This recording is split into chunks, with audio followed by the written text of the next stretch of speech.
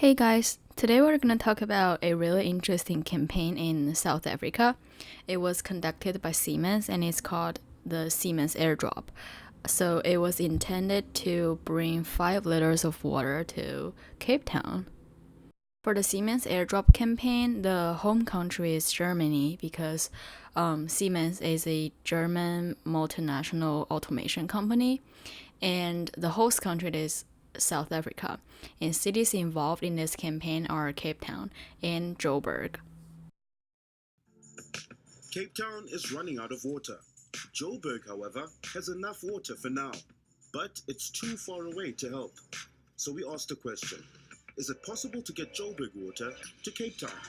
Introducing the Siemens AirDrop, a social experiment to see if we could get 5 tons of drinking water to Cape Town in a day.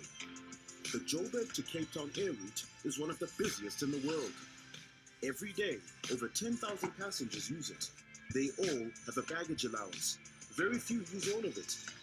What if they could donate those unused kilos and send water instead? At OR Tambo, we weighed their luggage. If it was 5 kilos or more below their allowance, we gave them vouchers, each one for 5 liters of guilt-free Joburg water, which they could then collect in Cape Town or donate.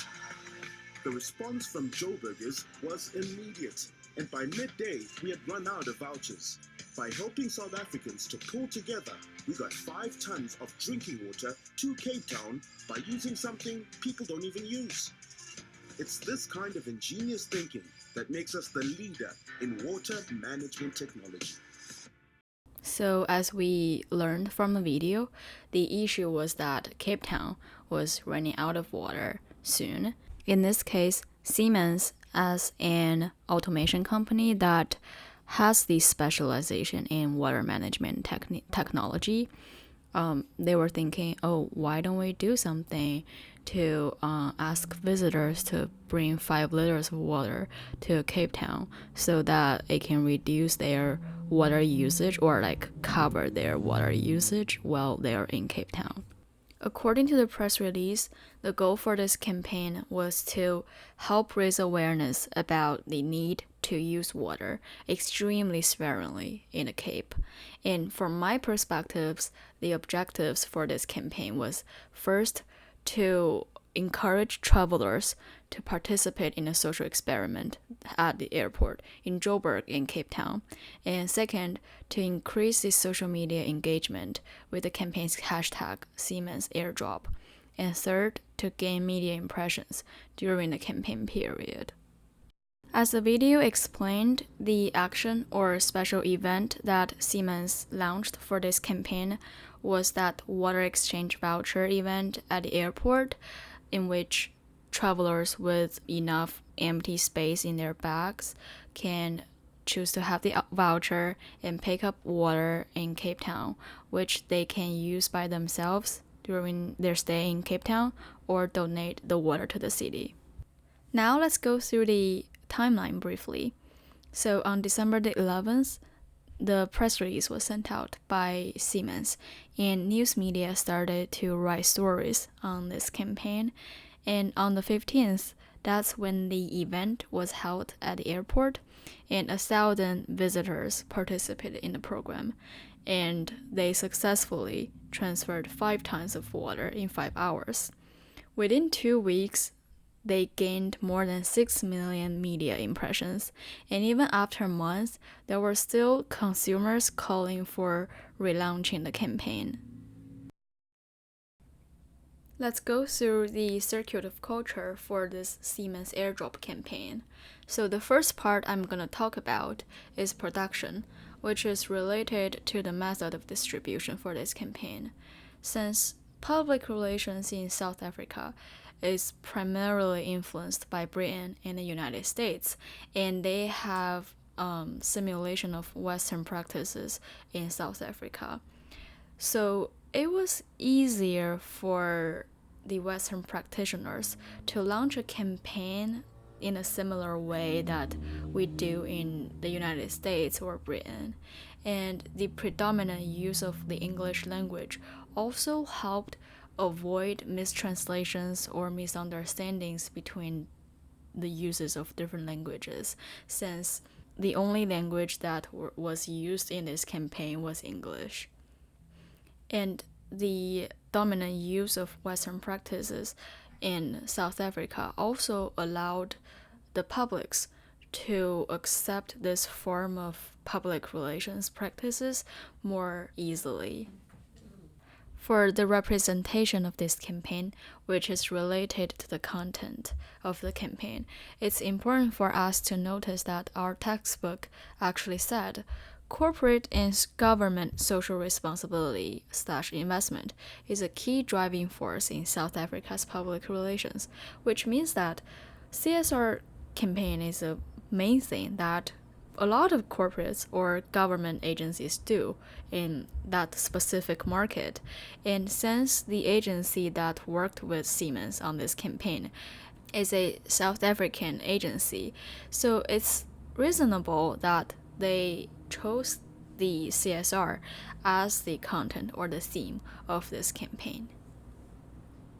In terms of other three parts of the circuit of culture, which are identity, consumption, and regulations, what I can think of that is related to this campaign or this issue was the diversity of South Africa.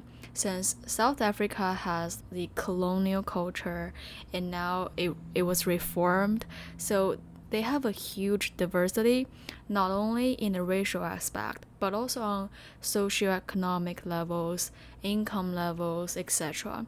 So the diversity of the population actually contributed to the different identities or the ways of the consumption, or like the way they translate the message to their own and the informal norms or formal norms. But since this is an issue that is to solve the water shortage or the drought problem in Cape Town, I don't think this can be a huge factor to influence this campaign. I found three key messages for the campaign that Siemens was trying to say. The first one is obviously Cape Town is running out of water.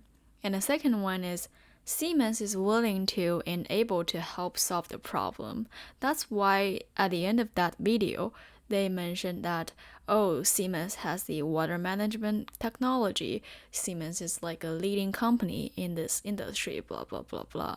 And the third one is that your action matters, which is what they try to convey in terms of that water exchange event. For media or channels that Siemens used for this campaign, YouTube is definitely a big one because they published their campaign videos or campaign summary videos on YouTube. And Twitter is the main social media platform they use to engage with the audience or inform the audience about the event. They didn't really use Instagram or Facebook, which is a problem from my perspective, which we will talk about later. They also used a lot of national news media channels, such as the EWN and IOL, which are both the main news media in South Africa. Even though Siemens didn't utilize a lot of platforms or forums for their campaign materials, I would say it was actually a complete campaign in terms of the materials, because they had the press release for the media to cover, and then they also had posters, graphic design materials for the campaign, and they had the pre-campaign video published on Twitter to inform the audience, oh, we're gonna do this. And for the actual event, the event booth was well designed. So the materials were not like awesome, but it's fine for the campaign. For the participation of that voucher exchange event, I would say Siemens has reached its objective because there were 1,000 people participated. And for social media engagement, I would say no, because the actual discussion was not that engaging and not a lot of people posted about that event under the hashtag. And for press impression, I would say yes, because they reached more than 6 million. So overall, I think it did raise the awareness of the issue, and people started to care about that, and since they called the company to relaunch the event. In conclusion, the Siemens AirDrop is a successful CSR campaign that a German multinational company did in South Africa. So I compared Germany and South Africa on the Hofstad cultural dimensions. It was surprising that for a lot of the dimensions, these two countries didn't have extremely different scores, except for the long-term orientation, which I will discuss more. By the definition, the fact that South Africa got a low score on long-term orientation actually indicates that South Africans may pay more attention to a quick result. They want to get like something really quick. So I was thinking maybe this is why Siemens chose to ask people to bring water to Cape Town so they can reduce the water usage by visitors immediately, instead of having a campaign that is to educate people how to live in a more sustainable way, how to save water in the long term. My first takeaway is that choosing a location carefully will boost the result, because at the airport there were a lot of people passing by, so it was easy for them to grab attention since people will walk through the airport with the voucher. So more people will see the voucher and wonder, oh, what is that? I want to know more about the program. It's really great for the agency and Siemens. And the second one is that choosing the right account to use is important for making impacts and increasing engagement on social media. Since Siemens only used its Siemens in Africa account, which only had 7K followers, it's kind of minimal for this kind of CSR campaign, but I understand maybe they were just trying to separate the main account from the branch account. Maybe that's why they didn't use the one with 166K followers.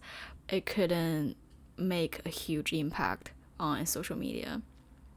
And the last one is doing research helps a lot, which refers to choosing the departure airport in this campaign, because the agency and Siemens did decent research on the air routes and they know the one from Joburg to Cape Town is one of the most popular air routes in the world.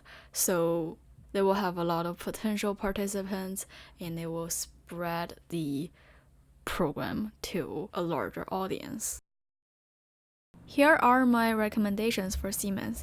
The first one is that maybe they can expand the event to different locations of the world, or they can extend the event to multiple days instead of like just having one day, or they can even do like multiple times a year but once a day.